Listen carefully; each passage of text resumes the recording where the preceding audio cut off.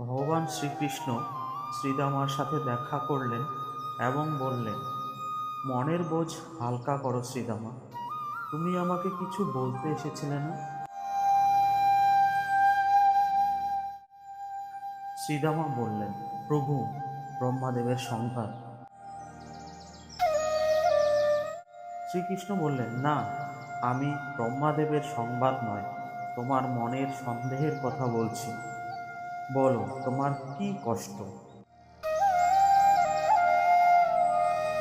শ্রীদামা বললেন, প্রভু, কষ্ট তো মন থেকে শুরু করে আত্মা পর্যন্ত। একজন ভক্তের কাছে তার ভগবান সব থেকে বেশি গুরুত্বপূর্ণ। এই পুরো সৃষ্টিতে আপনার কোনো ভক্ত সহ্য করতে পারবে না সেটা।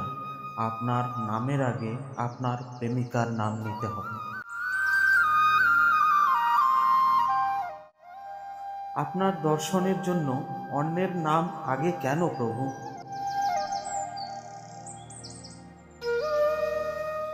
ও তো আপনার প্রেমিকা, আর প্রেম তো মায়া, ভক্তির সাথে কোনো সম্পর্ক নেই।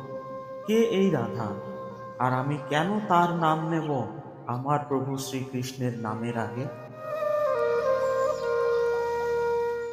শ্রীকৃষ্ণ বললেন, তবে শোনো,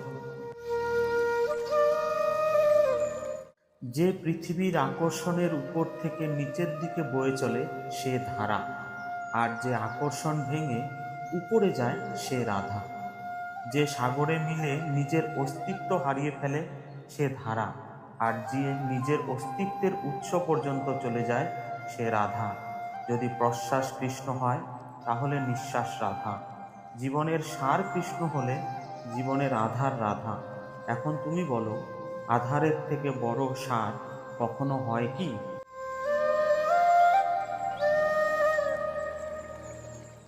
শ্রীরামা বললেন, ক্ষমা করবেন প্রভু, কিন্তু একটা নদী কি করে সাগরের থেকে বড় হয়?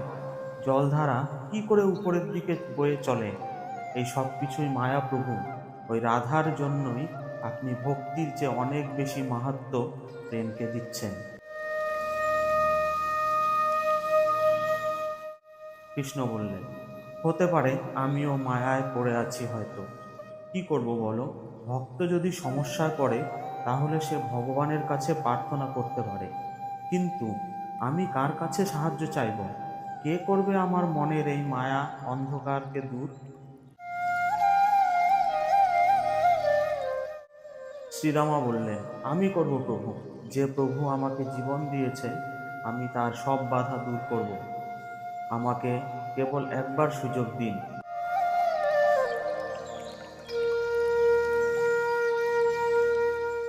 ঠিক এই সময় কৃষ্ণের ভোগের সময় হয়ে যায়।